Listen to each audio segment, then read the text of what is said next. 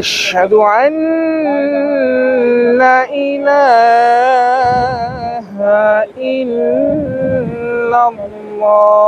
আমাদের ছেলেটা খুবই আদরের, খুবই সুইট একটা ছেলে।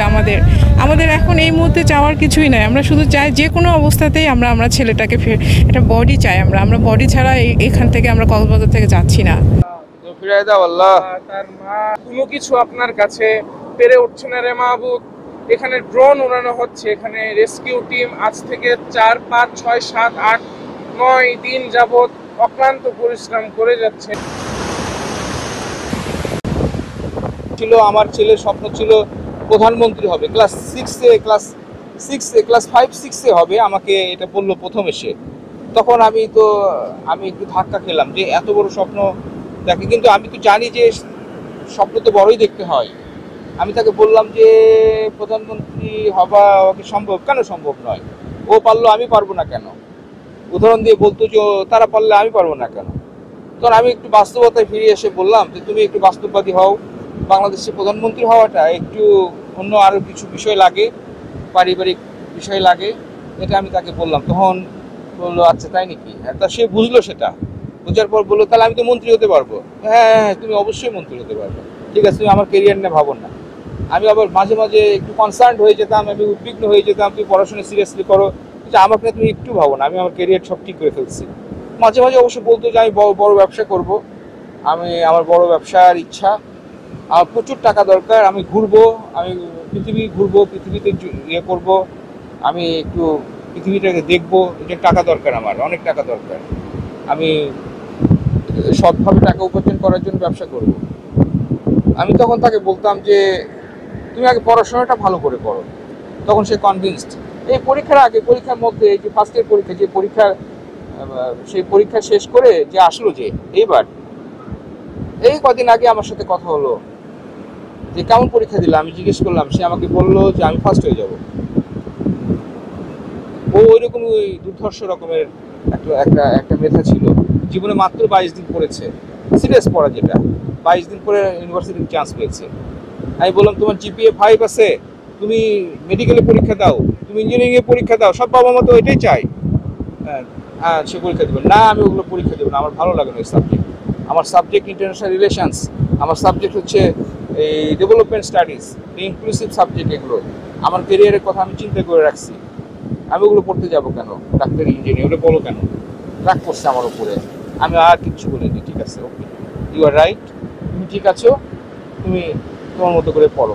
আমি আর জোর করিনি, কিচ্ছু জোর করিনি। আমার চাওয়া শুধু আমার ছেলের যে কোনো একটা স্মৃতির চিহ্ন চাওয়া, যে তার যে কোনো অংশ যে অবস্থাতেই থাক, ওইটুকু আমার চাওয়া, আর কিচ্ছু চাওয়া নাই।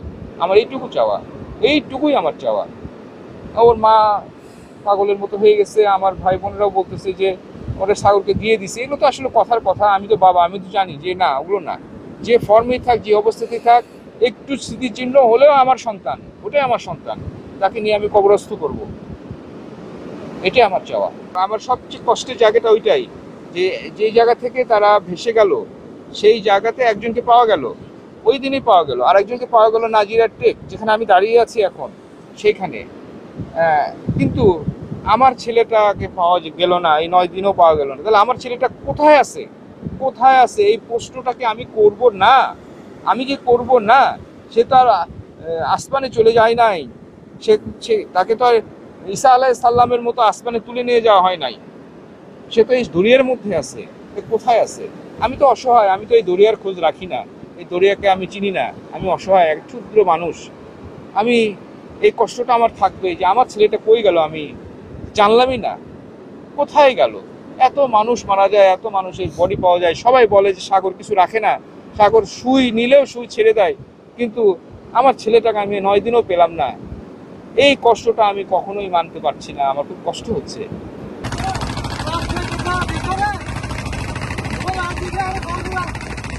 আমার ছেলেটা সকাল 6টা কত মিনিটে যেন আমাকে একটা ছবি পাঠায়। আমি শুধু ছোট্ট একটা মেসেজ দিই, ওই মেসেজটা সে রিসিভ করতে পারেনি। হ্যাঁ,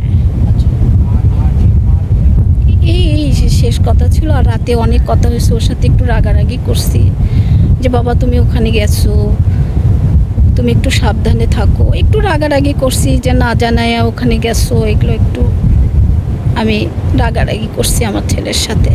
সকালে ওর সাথে আমার কোনো কথা হয়নি, ওই একটু ছবিও পাঠাইছে, আমি কিছু লিখে দিই ওকে যে একটু সাবধানে থাকো, গেছোয় যখন সাবধানে থাকো, কে থাকে সমুদ্রে নামবা না, ছবি একটু উঠাও কিন্তু উপকূলে থাকো, এগুলোই বলি। আমি তো আমার ছেলেকে সবসময় সাবধানতার কথাই বলি, এর বেশি কিছু বলি না ওকে। আমি যতবারই ওকে ফোন দিই শুধু সাবধানে থাকতে বলি।